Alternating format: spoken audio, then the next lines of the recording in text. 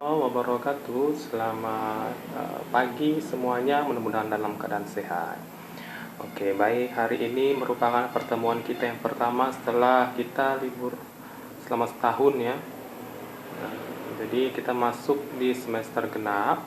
Jadi untuk di pertemuan pertama kita di semester genap ini, materi yang akan kita bahas itu adalah senyawa karbon. Cuman satu hal yang ingin saya ingatkan kepada kalian, nah karena kalian ini kelas 12 dan tidak full selama satu semester kita melakukan pembelajaran, jadi nantinya mungkin akan saya percepat karena tinggal 2 bab lagi ini yang harus kalian jalani ya di semester ini di pelajaran kimia.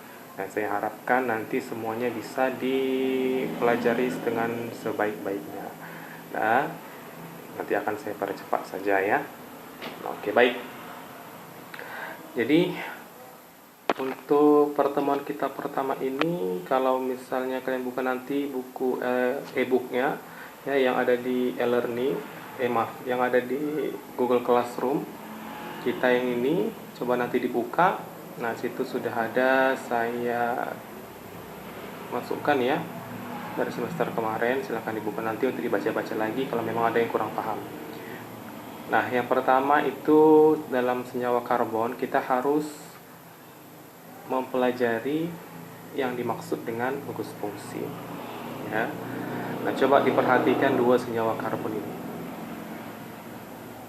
Ingat ya, senyawa karbon itu ada C-nya. C. Nah, sebelah kiri ini C-nya ada 2, kemudian hanya ada 6. 1, 2, 3, 4, 5, 6. Sementara yang di sebelah kanan itu juga C-nya ada 2, hanya juga ada 6. Ya. Tapi di sebelah kanan ini ada oksigen, sementara di sebelah kiri tidak ada. Nah, karena adanya satu unsur lagi yang masuk ke dalam struktur senyawa ini, maka ada hal yang harus kita perhatikan. Nah, perhatikan di sini. Wujudnya, kalau dia tidak ada oksigennya, wujudnya dalam bentuk gas pada suhu kamar ya, 25 derajat Celcius. Sementara sudah ada lagi unsur yang baru masuk, itu oksigen. Tetap ternyata dia juga dia berubah menjadi berwujud cair pada suhu kamar 25 derajat Celcius. Dan titik-titik kedua senyawa ini sama. Hanya perbedaan yang diwujudnya saja. Nah, ada satu unsur yang berbeda masuk ternyata memiliki sifat yang sudah berbeda secara fisik ataupun secara kimianya nanti kita bisa ketahui ya.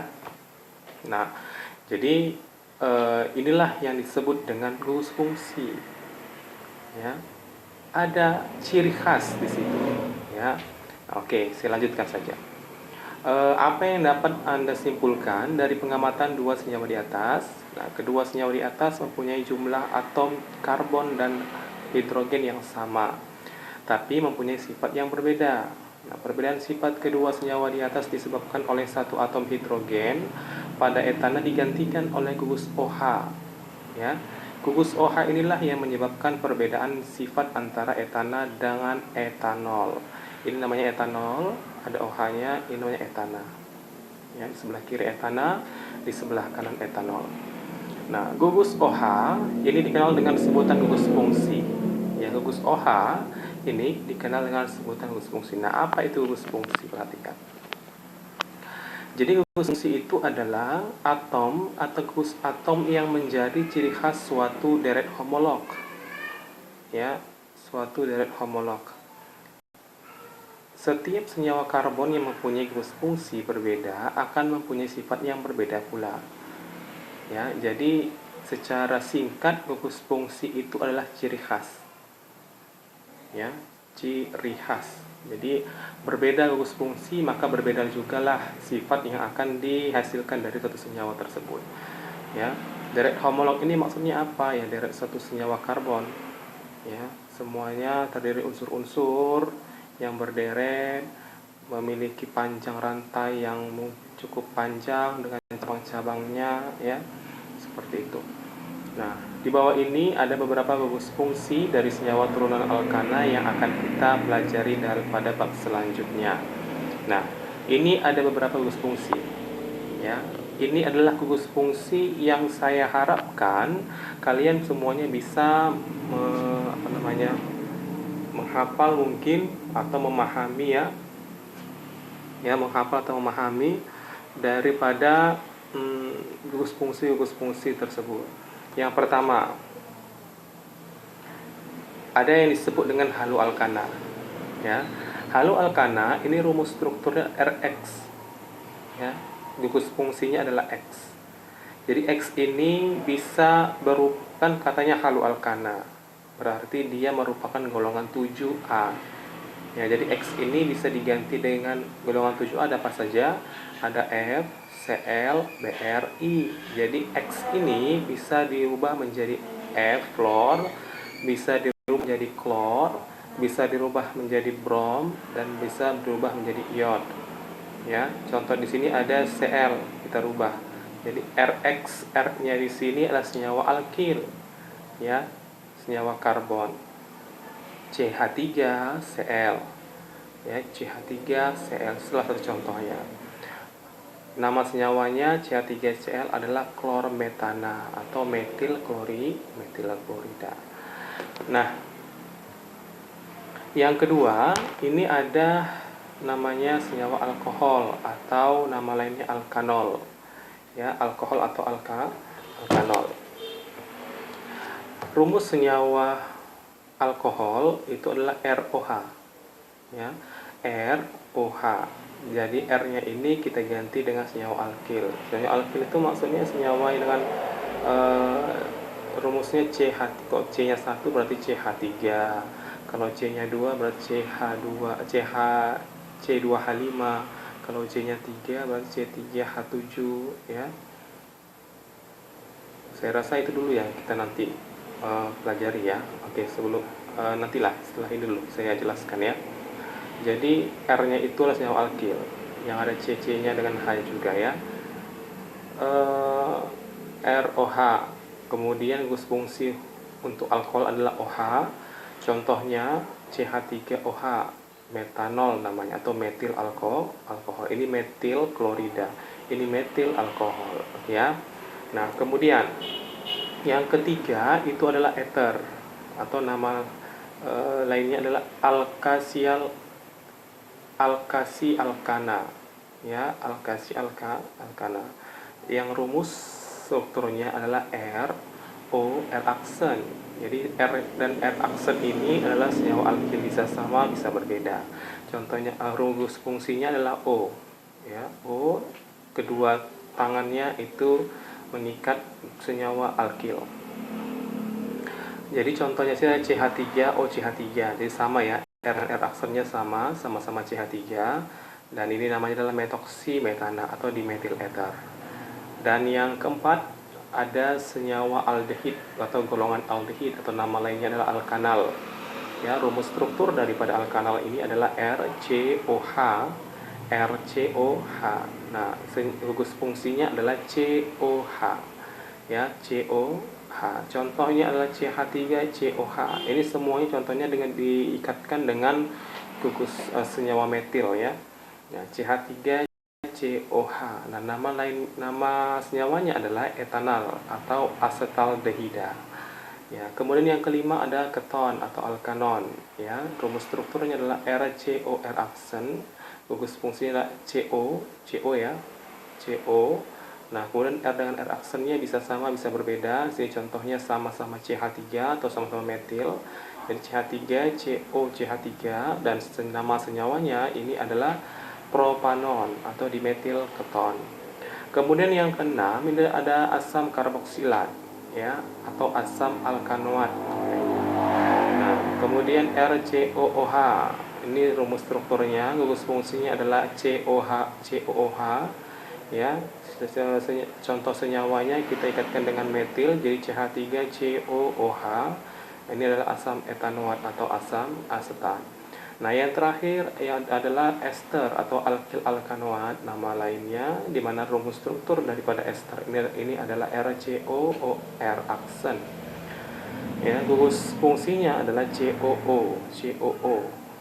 Ya, COO. Ini hampir sama dengan asam karboksilat, hanya saja asam karboksilat ada hanya, sementara di ester hanya itu digantikan dengan senyawa alkil yang lain. CH3, COO, CH3. Ini adalah salah satu contoh senyawa ester. Nah, nama senyawanya adalah metil etanoat atau metil asetat. Nah, ini perhatikan catatan di bawahnya, di mana R itu adalah senyawa alkil, di mana rumus senyawa alkil adalah CnH2n tambah 1. Jadi kalau misalnya C-nya 1, berarti hanya adalah 2 kali 1 tambah 1, berarti 3. Kalau C-nya sama dengan 3, ya, C-nya ada 3, berarti hanya adalah 2 kali 3, 6, tambah 1, itu 7. Begitu seterusnya. Ya. Nah, oke, sebelum masuk ke situ, biar nanti kalian paham ya dari mana yang mana sih senyawa alkil ini kayak bentuknya.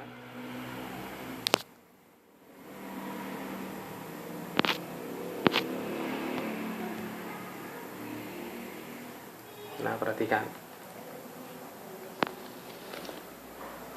ya, tadi kan rumusnya adalah Cn, maaf ya, aduh,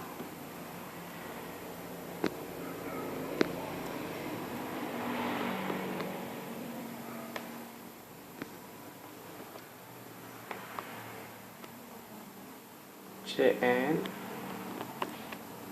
H 2n tambah 2 aduh maaf, salah nih.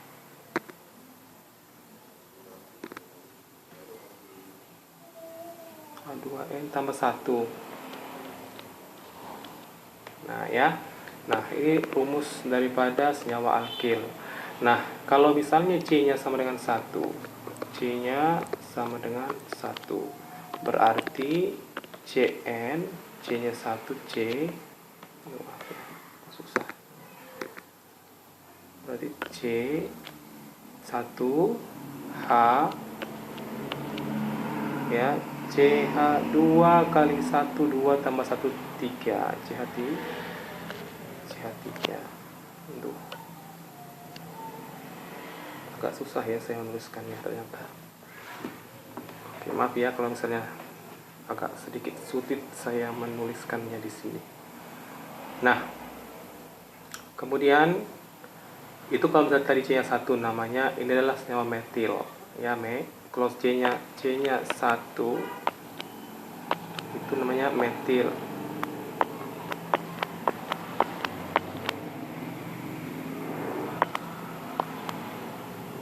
Kalau C-nya 2,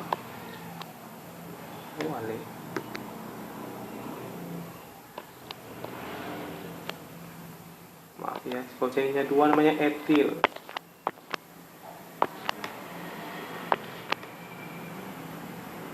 Tuh. Kalau C-nya 3,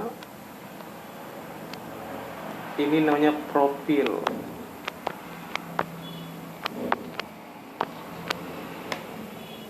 Ya, kemudian kalau C-nya 4, ini namanya butil. Nanti coba ditulis ulang ya, butil. Aduh, agak susah nih jadi. Dan kalau misalnya 5, pentil. Apa bermasalah atau gimana ya? Kemudian kalau 6 dia heksil, C6 2 kali 6 12 tambah 1 13, berarti C6H13, itu namanya heksil.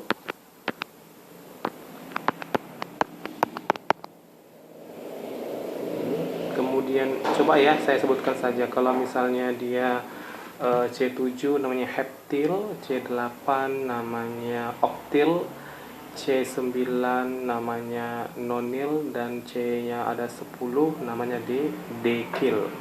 Jadi metil, etil, pentil, metil, etil, propil, butil, pentil, heksil, heptil, heksil, heptil, oktil, nonil, dekil. Ya, itu adalah senyawa alkil. Ya, maaf ya agak sedikit berantakan.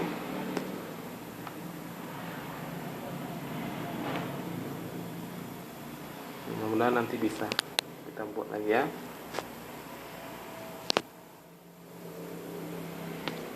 Nah, kita lanjutkan. Jadi itu tadi dia senyawa-senyawa alkilnya. Jadi ada C1, C-nya 2, C3 dan seterusnya. Nah, sekarang kita bahas satu persatu. Ya, kita bahas satu persatu. Jadi yang pertama adalah haloalkana ya. Jadi haloalkana ini merupakan salah satu senyawa turunan alkana. Jadi haloalkana merupakan rumus struktur yang sama dengan alkana. Kemarin waktu kelas 10 sudah dipelajari ya, senyawa hidrokarbon. Jadi bagaimana tata nama penulisan senyawa hidrokarbon. Hanya saja ini kita gantikan senyawa hidrokarbonnya itu dengan gugus fungsi ya, adanya ciri khas di situ.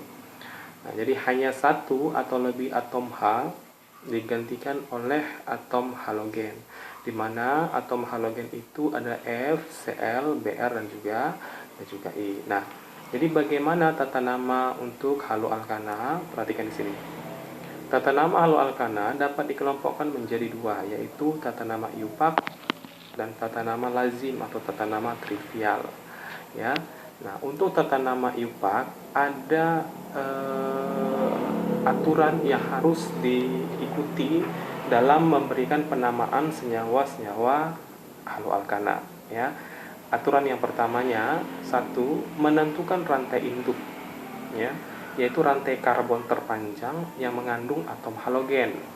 Jadi ada rantai karbon terpanjangnya dulu. Kalau misalnya C-nya panjang, CH3, CH2, CH2, CH2, CH2 dan seterusnya. Nah, hitunglah rantai induk yang paling panjang. Kemudian yang kedua, beri nomornya. Ya. Jadi penomoran itu dimulai dari salah satu ujung rantai. Sedemikian sehingga posisi atom halogen mendapat nomor terkecil. Misalnya kalau dari ujung sebelah kiri ya, kalau dari ujung sebelah kiri kita tuliskan, kita hitung kan ada 5 nih C-nya, CH3, CH3 misalnya gitu ya, CH3, CH2, CH2, CH, CH3.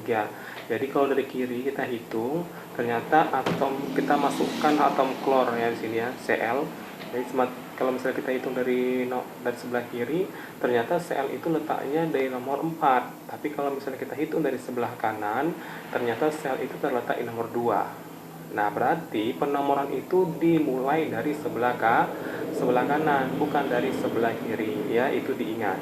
Dimulai dari sebelah kanan, bukan dari sebelah kiri. Nah, itu untuk memberikan nomor. Nah, tapi jika terdapat lebih dari satu atom halogen, maka prioritaskanlah penomoran itu didasarkan kereaktifannya ya. Jadi diprioritaskan itu dari F, Cl, Bri. Kalau misalnya nih, kata tadi ada 5 ya, ada 5 C-nya. Saya buat contoh lagi di sini ya.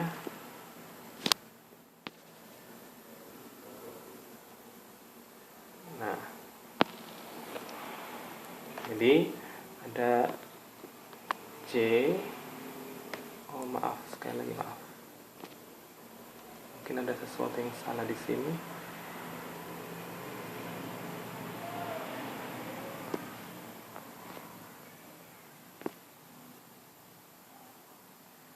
Oke ya.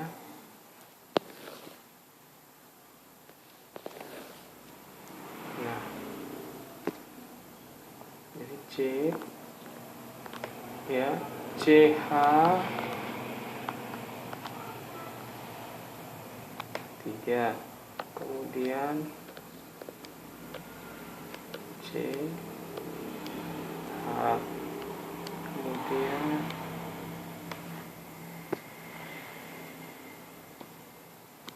C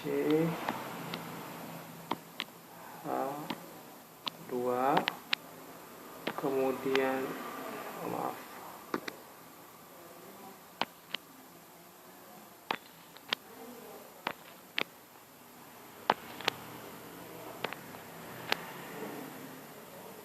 ya,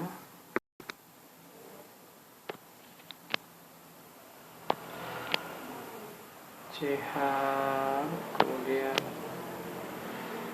C, maaf,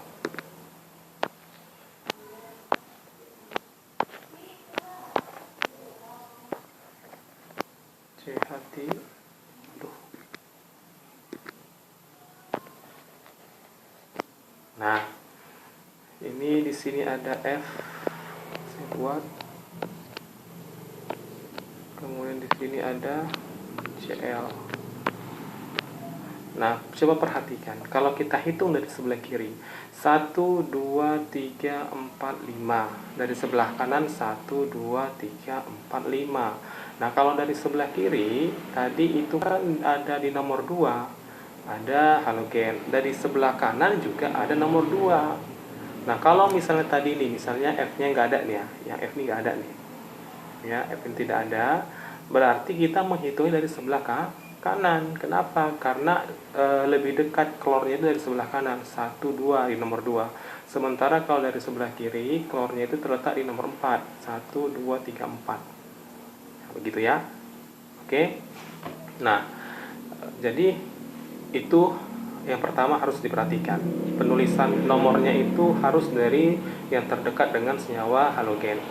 Nah, yang kedua tadi, kalau misalnya ada 2 halogen yang terdapat dalam senyawa tersebut seperti gambar ini, ya, di gambar ini ada 2 halogennya yaitu F dan Cl, maka nomornya itu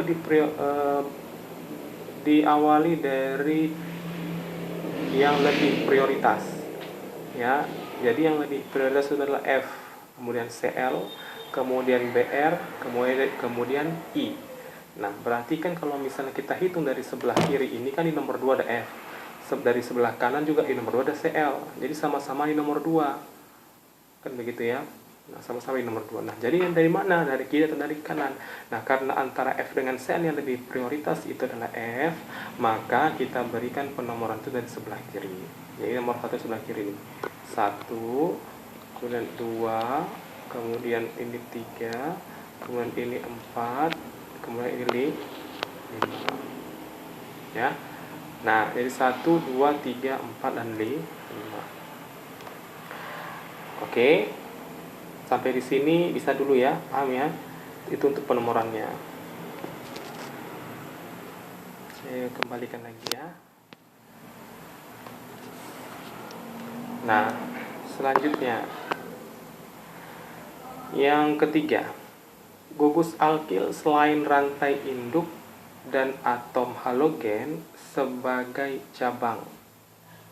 Ya, gugus alkil selain rantai induk dan atom halogen sebagai cabang. Contoh nih.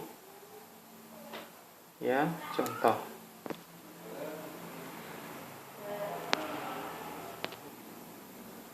Nah, untuk contohnya di sini kita bisa lihat ya,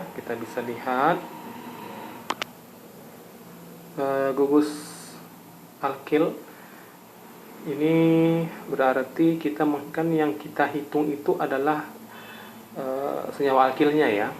Jadi CH3, CH2, CH2, CH3, CH itu yang kita hitung, itu yang kita beri penomoran, bukan dari senyawa halogennya, ya, itu harus diingat.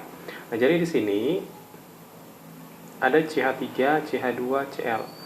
Berarti ada 2 gugus alkilnya ya. Dari sebelah kiri CH3 dan sebelah kanan ada CH2.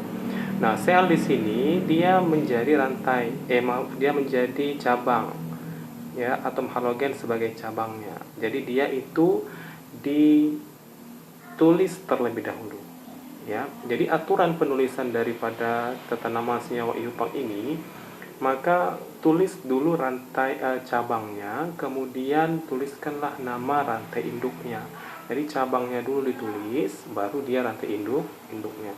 Nah, kita berikan penomoran kan dari sebelah kanan ya, dari CH2 ini, bukan dari sebelah kiri, bukan 1, 2 terbalik, tapi 1, 2. Kenapa? Karena Cl-nya terletak di sebelah kanan.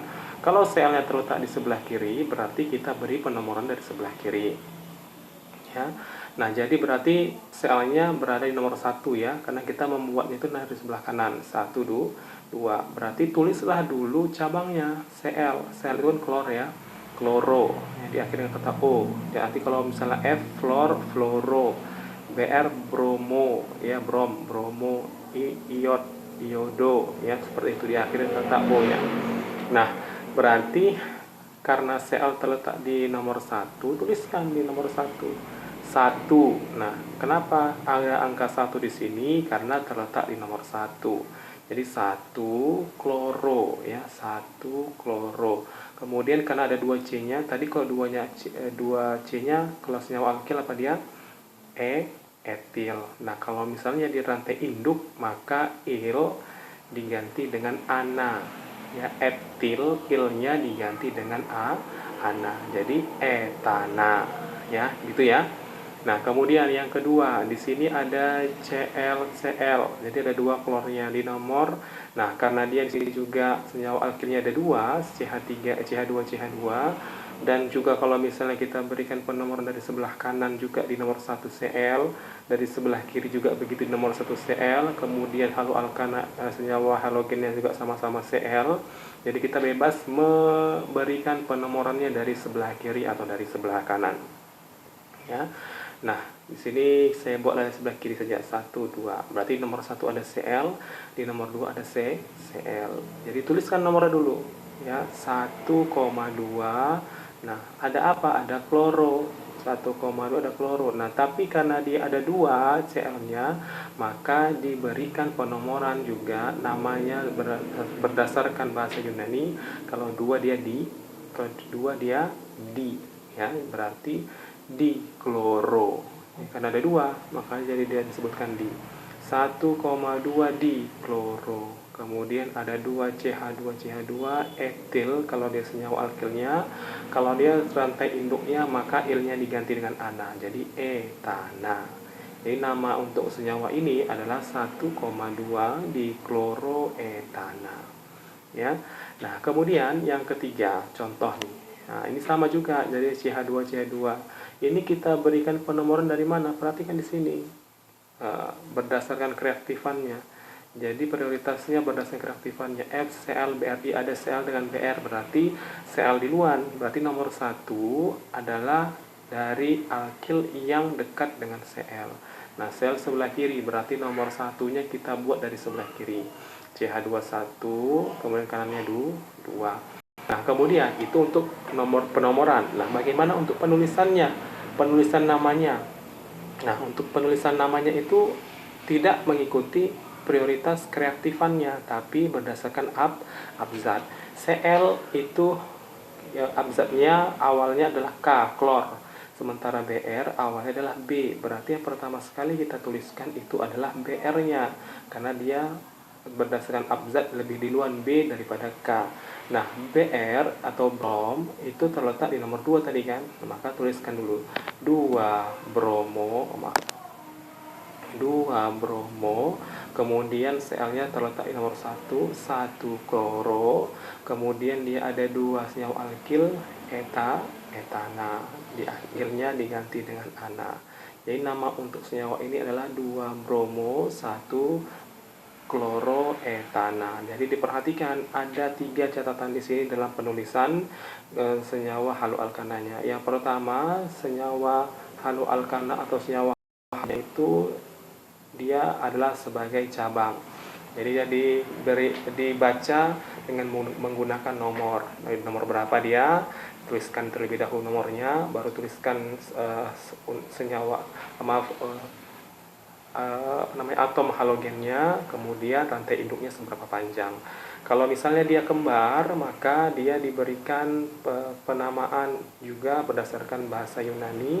Kalau dia 2 berarti di, kalau dia 3 tri, kalau dia 4 dan seterusnya berdasarkan bahasa Yunani ya, tetra, penta, dan ikut terus seperti yang tadi. Ya, kalau tadi senyawa alkil kan 1 metil, kalau 2 etil, 3 propil, 4 butil, 5 pentil, 6 heksil, 7 heptil, 8 oktil, kemudian 9 nonil dan 10 dekil. Nah, kalau misalnya dalam penamaan di sini jumlah ya, dalam penamaan jumlah, maka 1 itu mono, kan jumlahnya kan mono ya berdasarkan bahasa Yunani. Kalau misalnya 2 itu di, berarti ada 2. Kalau 3 itu jumlahnya 3 berarti tri ya. Kemudian kalau misalnya 4 dia tetra. Kemudian kalau misalnya 5 dia ikut seperti tadi penta. kemudian 6 heksa, kalau 7 hepta, 8 okta, nona, deka, seperti itu ya. Jadi ingat dalam penamaan berdasarkan IUPAC. Nah, sekarang kita buat balik ke contoh yang tadi. Apakah nama senyawa ini ya? Oh, sudah terhapus tadi ya. Saya tulis ulang ya. C H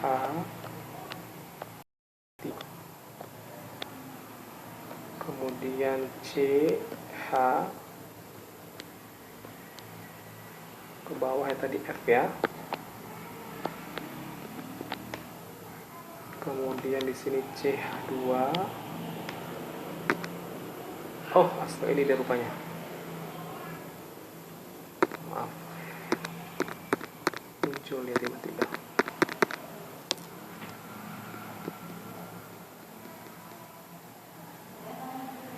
Nah, ini ya. Nah, ini berarti kita penomoran dari sebelah kiri 1, 2, 3, 4, 5. Berarti yang paling rantai induknya ada 5. 5 tadi apa senyawa alkilnya?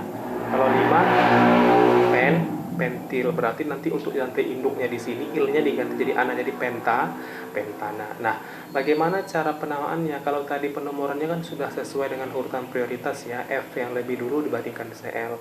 Nah, kalau misalnya untuk penulisan namanya F itu F fluor, berarti abjadnya diawali dengan huruf F. Sementara kalau Cl diawali dengan huruf K ya, klor. Berarti antara F dengan K yang duluan adalah F. Berarti kita tulislah terlebih dahulu adalah fluornya. Berarti untuk senyawa ini namanya adalah 2-fluoro ya, 2-fluoro karena terletak di nomor 2. Kemudian 4-kloro ya, karena terletak di nomor 4 Cl-nya.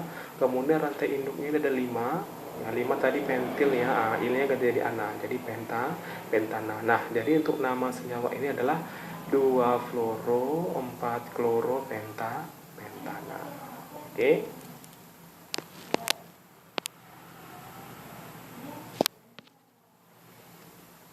Nah, kira-kira sampai di sini jelas ya. Oke, baik. Nah, jika ada yang ingin ditanyakan juga saya persilahkan kita diskusikan di kolom komentar. Silakan ketikkan pertanyaan-pertanyaan kalian kolom komentar. Nah, dan kita lanjutkan saja diskusi di dalam kolom komentar ya, kalau ada yang kurang paham. Oke ya, saya harap sih semuanya bisa dipahami. Nah, kalau memang ada yang kurang paham, coba dibaca dulu lagi, dibuka e-booknya. Nah, kalau misalnya masih kurang paham juga, silahkan diketikkan di kolom komentar apa yang ingin kalian tanyakan ya. Oke, baik, saya akhiri pertemuan kita pada hari ini. Lebih dan kurang saya mohon maaf. Wabillahi taufiq wal hidayah. Wassalamualaikum warahmatullahi wabarakatuh.